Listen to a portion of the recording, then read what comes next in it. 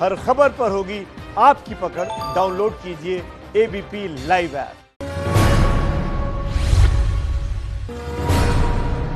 आज 20 लाख करोड़ के राहत पैकेज की तीसरी किश्त बांटेंगी वित्त मंत्री। कॉर्पोरेट, होटल इंडस्ट्री और पर्यटन से जुड़े लोगों के लिए होगा राहत का ऐलान।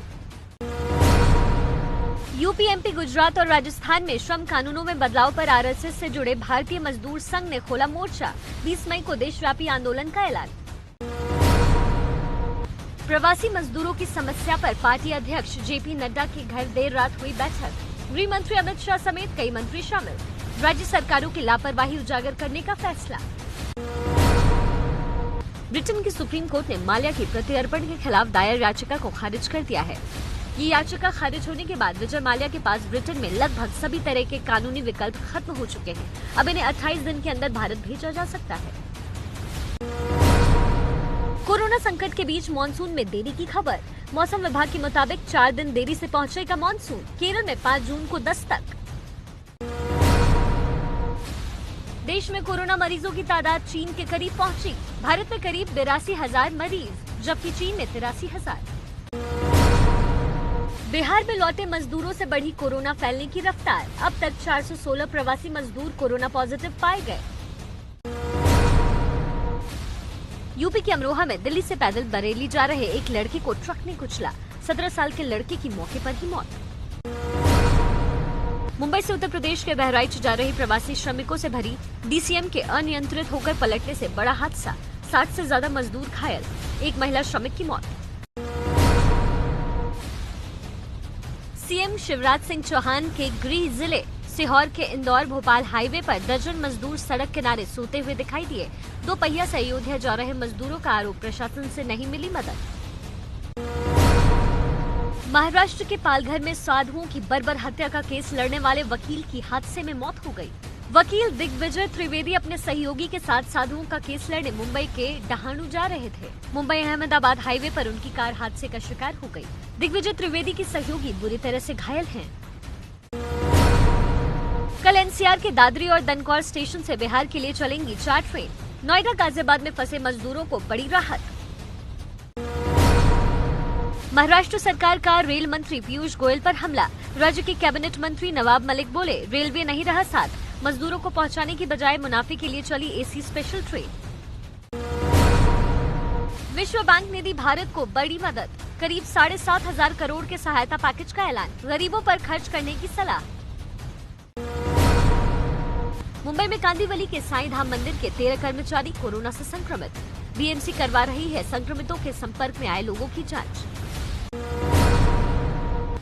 मुंबई के एनटॉप हिल में 3 पुलिसकर्मियों पर धारदार हथियार से हमला। लॉकडाउन में बिना वजह घूम रहे लोगों को मना करने पर 10 से 15 लोगों ने हमला किया। दिल्ली से बिहार और पश्चिम बंगाल जाने के लिए निकले मजदूरों का एक जत्था पटना से यूपी को जोड़ने वाले हाईवे पर मिला। जिस ठेले से दिल्ली में इन मजदूरों की रोजी चलती थी, उसी ठेले को लेकर मजदूर हाईवे पर सफर करते दिखे। लुधियाना से बिहार तक पैदल ही 1300 किलोमीटर का सफर तय कर रहे हैं कई मजदूर। भोपाल झांसी हाईवे पर दिखे ऑटो रिक्शा से सफर कर रहे कई लोग। मुंबई का एक ऑटो रिक्शा चालक अपने वाहन से ही 1700 किलोमीटर दूर बिहार के औरंगाबाद जा रहा है। रायपुर में दिखा महाराष्ट्र और आंध्र प्रदेश से आ रहे मजदूरों का जत्था। 6 महीने के बच्चे को लेकर 4 दिन से पैदल चल रही है एक महिला। चेन्नई से 22 कामगार मोटरसाइकिल पर सवार होकर 1800 किलोमीटर सफर के बाद झारखंड के हजारीबाग पहुंचे। इनमें से ज्यादातर लोग चेन्नई में छोटा मोटा काम करते थे। यूपी के जालौन में दर्दनाक हादसा। मजदूरों को ले जा रही डीएमसी वैन को अज्ञात गाड़ी ने मारी टक्कर। 2 लोगों की मौत, 14 मजदूर घायल। लॉकडाउन के बीच भारतीय खिलाड़ियों ने ओलंपिक की तैयारी शुरू कर दी है। कोरोना के चलते अब 2021 में जापान के टोक्यो शहर में ओलंपिक होगा। भारतीय खिलाड़ियों ने भी कमर कस ली है। मुंबई में ट्रैफिक पुलिस ने ट्रैफिक चालान के रूप में 9.5 करोड़ रुपए की वसूली की। 25 मार्च से 12 मई के बीच मुंबई पुलिस ने ट्रैफिक चालान के आंकड़ों से ये खुलासा हुआ। गुजरात सरकार ने छोटे व्यापारियों के लिए आत्मनिर्भर गुजरात सहाय योजना का ऐलान किया। इसके तहत व्यापारियों को 2% ब्याज पर 1 लाख रुपए तक का लोन मिलेगा। ये कर्ज 3 साल के लिए होगा। 6 महीने तक EMI भी नहीं देनी होगी। सीबीएसई स्कूलों में 9वीं और 11वीं क्लास में फेल हुए छात्रों के लिए अच्छी खबर। बच्चों को ऑनलाइन, ऑफलाइन या किसी दूसरे नए तरीके से दोबारा परीक्षा देने का मौका मिलेगा। शिक्षा मंत्री रमेश पोखरियाल निशंक ने निर्देश दिए। दिल्ली यूनिवर्सिटी में अंडर ग्रेजुएट और ग्रेजुएट की परीक्षाओं की नई तारीखों का ऐलान। परीक्षाएं 1 जुलाई से होगी। 11 प्रवासी मजदूरों की ट्रेन को लेकर बीजेपी का ममता बनर्जी और कांग्रेस शासित राज्यों पर हमला। संबित पात्रा बोले, राज्य नहीं दे रहे श्रमिक एक्सप्रेस बढ़ाने की इजाजत। दिल्ली मेडिकल एसोसिएशन ने उत्तरी दिल्ली नगर निगम के स्वास्थ्य कर्मचारियों को सैलरी न मिलने पर मुद्दा उठाया है। यहाँ काम करने वाले डॉक्टर्स और मेडिकल स्टाफ को 3 महीने की सैलरी नहीं मिली है। उत्तरी सिक्किम के लूगनाक दर्रे में एवलांच की चपेट में आए 2 सैनिकों के शव बरामद कर लिए गए हैं। दोनों ही इंजीनियर्स रेजिमेंट से ताल्लुकात रखते हैं। सड़क पर बर्फ हटाने के दौरान बर्फ में दब गए थे। पंजाब सरकार ने दुकानों के खुलने के नए समय का ऐलान किया है। नए नियमों के तहत अब सुबह 7 बजे से शाम 6 बजे तक दुकानें खुलेंगी। अभी पंजाब में दुकानों में खुलने का समय सुबह 7 बजे से दोपहर 3 बजे तक है। चंडीगढ़ प्रशासन ने अगले आदेश तक स्कूलों में छुट्टियां बढ़ा दी हैं। आज से चंडीगढ़ में स्कूलों को खुलना था। सभी सरकारी और सहायता प्राप्त स्कूलों पर यह आदेश लागू होगा। हरियाणा रोडवेज ने आज से सीमित संख्या में बस सेवा की शुरुआत कर दी है। इसके तहत उन लोगों को टिकट मिलेगा जो लॉकडाउन की वजह से राज्य में ही किसी जगह फंसे हुए हैं। विदेश में फंसे भारतीयों को निकालने के लिए नौसेना का ऑपरेशन समुद्र सेतु जारी है। दूसरे चरण में नौसेना का जहाज INS जलाश्व फिर मालदीव्स पहुंच गया है। यूपी के लखनऊ में दवाई बेचने की जानकारी देनी होगी। जुकाम, बुखार, खांसी और इनसे मिलते जुलते लक्षणों की दवा बेचने वाले दुकानदारों को जानकारी देनी होगी। दुकानदारों को ये निर्देश दिया गया है कि हर दिन शाम 5 बजे ये जानकारी चिकित्सा, स्वास्थ्य एवं परिवार कल्याण विभाग को ई-लिंक पर अपलोड करें। कर्नाटक के रामनगरम में उड़ी सोशल डिस्टेंसिंग की धज्जियां। गांव के मंदिर में सालाना उत्सव के दौरान उमड़ी भीड़। यूपी के प्रयागराज में एक ही परिवार के 4 लोगों की मर्डर मिस्ट्री को पुलिस ने सुलझाने का दावा किया है। पुलिस के मुताबिक बेटे ने सुपारी देकर मां, बाप, पत्नी और बहन की हत्या कराई। घर वाले बेटे के प्रेम प्रसंग का विरोध कर रहे थे। यस बैंक घोटाले में ईडी ने वाधवान ब्रदर्स और DHFL के निदेशक कपिल और धीरज वाधवान को गिरफ्तार कर लिया है। कोर्ट ने ईडी को 10 दिन की कस्टडी दी है। वाधवान ब्रदर्स की गिरफ्तारी यस बैंक के संस्थापक राणा कपूर और अन्य के खिलाफ मनी लॉन्ड्रिंग मामले में हुई है। एयर इंडिया ने America, Britain, Germany, Australia, France और सिंगापुर की फ्लाइट की टिकट बुकिंग शुरू कर दी है। एयर इंडिया की वेबसाइट से टिकट बुक कराए जा सकेंगे। दिल्ली में पब्लिक ट्रांसपोर्ट न चलने से पैदल ही नई दिल्ली रेलवे स्टेशन पहुंचने को मजबूर हैं लोग। गौतम बुद्ध नगर के कासना से 45 किलोमीटर पैदल चलकर स्टेशन पहुंचा एक परिवार। अहमदाबाद में 1 हफ्ते बाद आज सब्जी मंडी, फल बाजार और किराना स्टोर्स खुले। सोशल डिस्टेंसिंग का रखा जा रहा है ध्यान। दिल्ली से पैदल बिहार पहुंची महिला ने गोपालगंज के सदर अस्पताल में बच्चे को जन्म दिया। महिला और उसके बच्चे दोनों सुरक्षित हैं।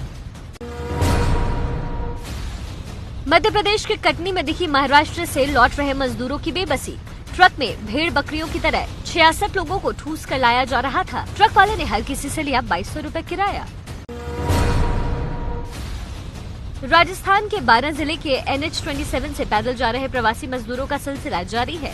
घर लौट रहे मजदूरों को प्रशासन से कोई मदद नहीं। यूपी के जौनपुर में प्रवासी मजदूरों से भरा एक ट्रक पलट गया। ट्रक से दबे 7 घायल मजदूरों की हालत गंभीर। दिल्ली के ओखला सब्जी मंडी में लोगों की भीड़। सोशल डिस्टेंसिंग के नियमों की धज्जियां उड़ाते दिखे लोग। गोवा में 40 दिन बाद फिर पलट कर आया कोरोना। 17 नए मामलों की पुष्टि। 17 अप्रैल को ही CM अमोद सावंत ने किया था कोरोना मुक्त होने का दावा।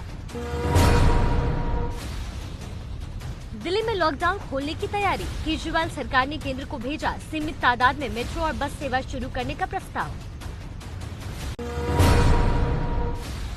गोवा के मडगांव में फंसे 1473 लोगों को लेकर हिमाचल के ऊना पहुंची ट्रेन। स्टेशन पर अधिकारियों ने ताली बजाकर किया घर वापसी पर स्वागत। फसल तबाह करने वाली पाकिस्तानी टिड्डियों को लेकर यूपी में अलर्ट। राजस्थान, हरियाणा व पंजाब में टिड्डियों के प्रकोप को देखते हुए यूपी में कृषि विभाग ने जारी की एडवाइजरी।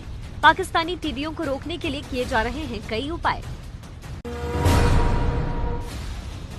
मध्य प्रदेश के छतरपुर में एक मजदूर परिवार की दर्दनाक तस्वीर। जुगाड़ के रिक्शे पर 3 बच्चों और पत्नी को बिठाकर दिल्ली से 600 किलोमीटर का सफर तय कर अपने गांव पहुंचा। हिमाचल प्रदेश के सोलन में बर्बादी की कगार पर है आड़ू खुरमानी की फसल।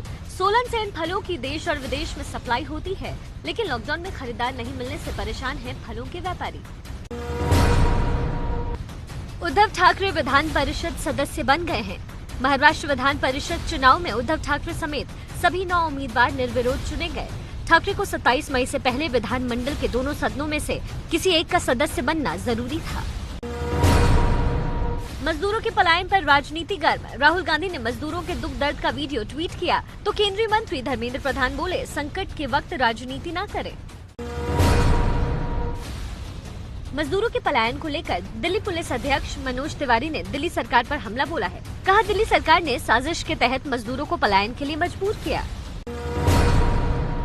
गुजरात के कानून मंत्री भूपेंद्र चुडासमा को सुप्रीम कोर्ट से बड़ी राहत। विधानसभा निर्वाचन रद्द करने के हाईकोर्ट के फैसले पर रोक।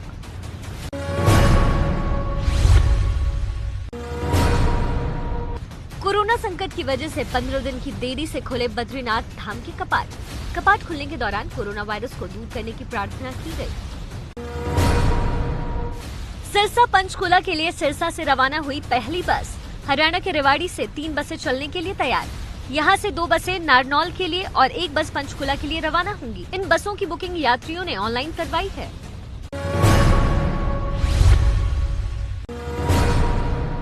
महाराष्ट्र के सांगली में 94 साल की एक बुजुर्ग महिला ने कोरोना को हराया। कोविड अस्पताल के डॉक्टरों ने ताली बजाकर बुजुर्ग महिला को अस्पताल से विदा किया।